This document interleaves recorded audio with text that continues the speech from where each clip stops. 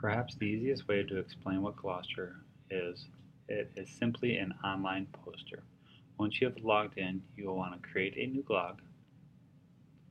This is where your dashboard is.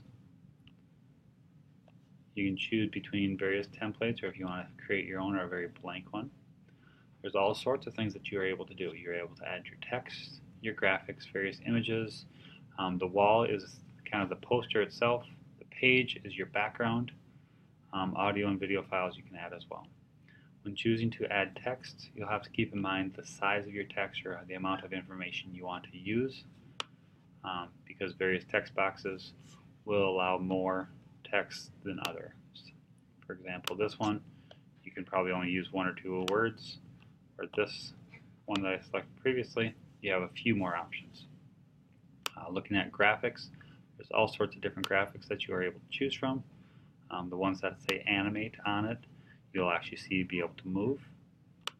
So I'm going to use that. Maybe I want to use a non-animated one. You can move those around. Going to images, you can actually go to Google, and if you're looking for something specific, let's say a dog, you can find pictures, various pictures of these as well, and you can add those to your blog. Once again, the wall, you have various options that you can choose from, depending on what you want your wall to look like.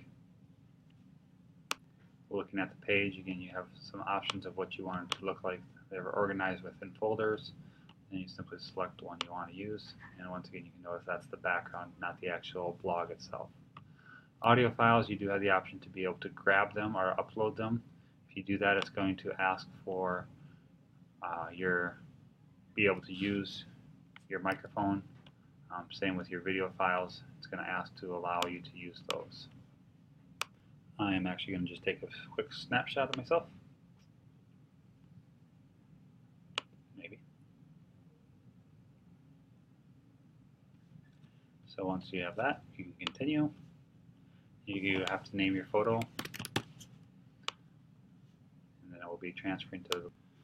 Once you're done recording, you can go ahead and close out of this, and then you can, with your pictures, you have the ability to make them smaller and bigger. You can rotate them any which way you want. This is some paper that you can simply double click and add your own text that you might want, or audio, I guess, in that case. Some of the other features that you'll be able to see is when you select an object, the little dropper, if you want to select a specific color, you notice that the character's lips are changing slightly. So you have that ability. If you want to add a website, you can do that. This will allow you to change your effects, shadows, how transparency, things that you want on that. This allows you to put it in various orders. If you want this, like currently it's behind the puppy. If you want it to be in front of the puppy, you can simply select that option. If you decide you want to get rid of it, you can delete it. And that really simply is how Glogster works. Once you are done with it, you can say preview to see how it's going to look. When you're happy with it, make sure you name your glog, and then hit the save option, and then you are finished.